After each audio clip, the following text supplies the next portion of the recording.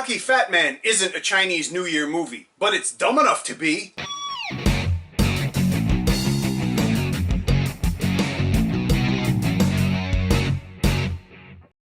我想先同你打返場友誼波士，打得㗎啦我。邊個開播先？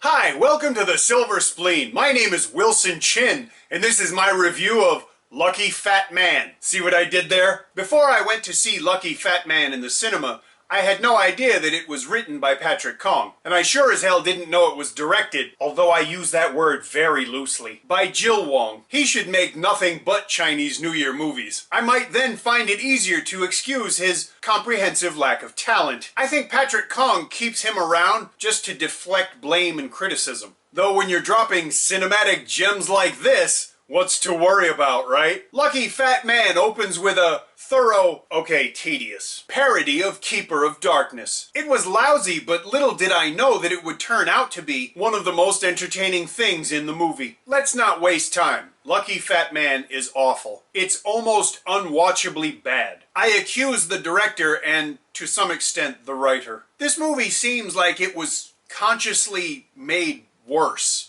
I can't quite explain it, but at times it really feels like there was a distinct attempt to ruin scenes. It's the only reason I can imagine for scenes that go this wrong. Or maybe that's just what the director thought would be funny. You stupid motherfucker! Lucky Fat Man is so bad, it actually makes me and the rest of the audience accomplices in its awful dumbness. By not getting up and leaving in indignation for being so roundly insulted. That's not a jab at fat people. I can't deny that I brought this on myself, and that I'm as guilty for watching it as the two people most responsible for making the damn thing. Even the subtitles were bad in this movie. The cast really isn't to blame at all. They're doing the best that they can. Bob Lamb is funny and entertaining. So is most everyone else in the movie, at least to the extent that this awful script and the direction allow. I also appreciated the casting of Mak Ling Ling as Bob's mentally deranged wife, because Mak Ling Ling is a fortune teller in real life. So it's an inherently accurate portrayal of someone with no grasp of reality. Lo Hoi Pang is funny, as usual,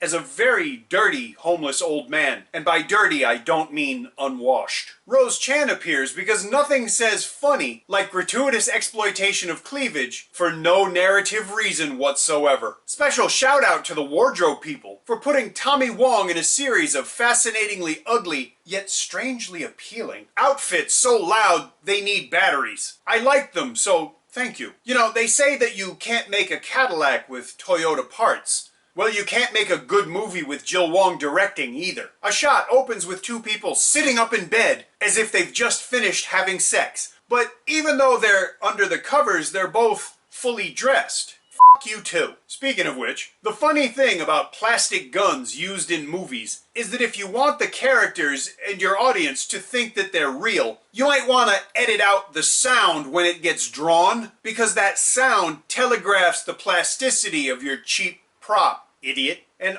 awful, tedious segment at a dinner table is saved only by something that quite obviously should have been an NG. It was virtually the only laugh I had in the movie, and it is, quite sincerely, a very funny thing. It was also not something written or directed, which may explain why it's good. Unfortunately, even this moment is wasted when the control of the movie reverts to the writer and director. This is why we can't have nice things. Like L for Love, L for Lies 2, Lucky Fat Man literally wastes digital effects, highlighting something in a sequence for no good reason at all. But perhaps overcome with remorse for such wastefulness and its deleterious impact on the cinematic environment. I mean this one sequence, not the totality of Jill Wong's output. The film attempts to perhaps make up for it by actually recycling a later digital effect. It's the same footage shown twice. I remember there was a Patrick Kong plot twist,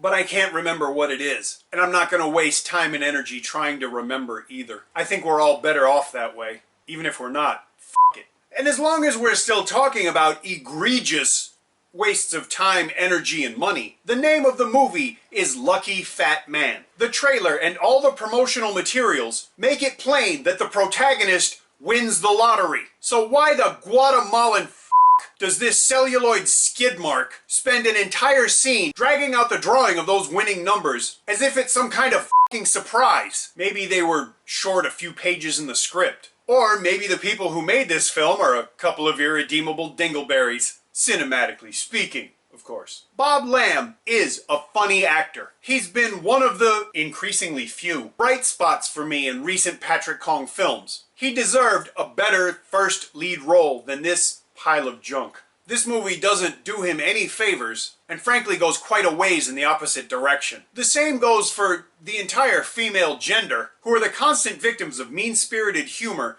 violence, and rape jokes. I'm a piece of shit humanity-wise, but this level of misogyny is just out of line. You know, if Patrick Kong and Jill Wong were a couple, I have no problem with that. But at least it might explain why they continue to work together, and maybe even why women get treated so badly in so many of their films. And to be honest, I really should give both of them a big wet kiss on the mouth, because so many of their movies make my job as a reflexively negative reviewer embarrassingly easy. I had to make myself stop writing this review because there's just so much wrong with this rotten movie. The biggest of which is how insulted and taken advantage of Bob Lamb and everyone else in the cast ought to feel. But what do I know about movies? I didn't enjoy this movie, and I honestly do mean what I said. Bob Lamb deserved a better first lead role than this. So if I was you, wait till you can watch it on an airplane, because that way it's for free, and you can always change to a different movie. Or